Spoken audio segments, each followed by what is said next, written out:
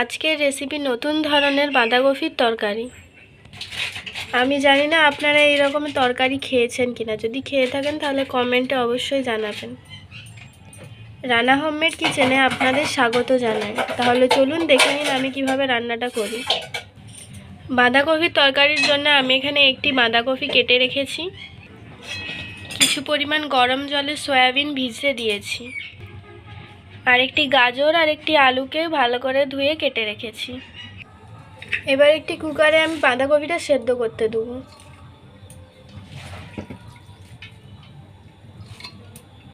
সেদ্ধ হয়ে গেছে, এবার আমি নামিয়ে নেব। নামানো হয়ে গেছে। এবার একটি কড়া বসিয়ে ওর মধ্যে সরষের তেল দিয়ে দিলাম। তেলটা গরম হয়ে যাওয়ার পর আলু আর গাজর আমি দিয়ে দিয়েছি। এবার এটা ভেজে নেব।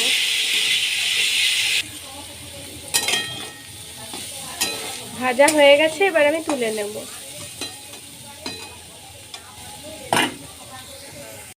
এবার ওই তেলের মধ্যে আমি 1 চামচ ঘি দিয়ে দিচ্ছি। যেহেতু রান্নাটা নিরামিষ তাই আমি এখানে ঘি দিয়েছি। তেলটা গরম হয়ে গেছে, এবার আমি ওর মধ্যে একটি শুকনো লঙ্কা আর একটি তেজপাতা দিয়ে দেব। আর আমি আগে থেকে আদা বেটে রেখেছিলাম, ওই 1 চামচ আদা বাটা দিয়ে দেবো।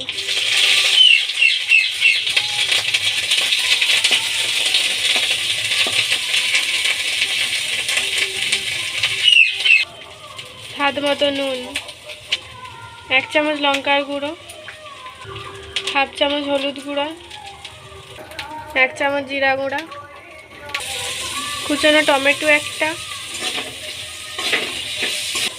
দিয়ে হালকা ভেজে নেব। ভাজা হয়ে গেছে, এবার আমি সামান্য জল দিয়ে দেব। এবার স্বাদ মতো চিনি,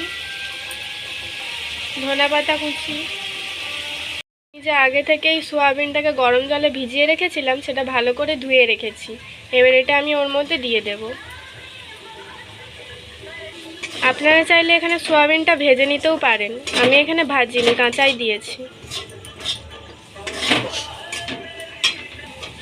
এবার ওর মধ্যে আমি ভেজে রাখা আলু আর গাজর দিয়ে দেবো। এবার সেদ্ধ করে রাখা বাঁধাকপিটা দিয়ে দেবো।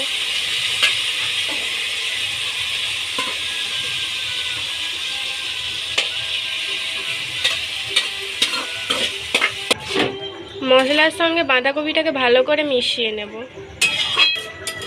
আমি এখানে জল ব্যবহার করছি না, কারণ আমি সেদ্ধ করার সময় বাঁধাকপিতে অনেকটা জল বেরিয়েছিল। বাঁধাকপিটাকে এবার ডাল কাটাই করে ভালো করে থিতিয়ে নেব।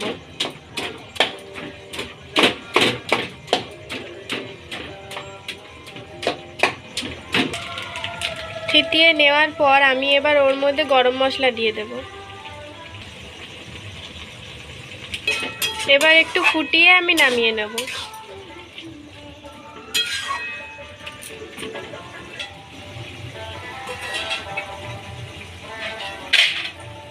নামানো হয়ে গেছে, আমার বাঁধাকপির তরকারি তৈরি।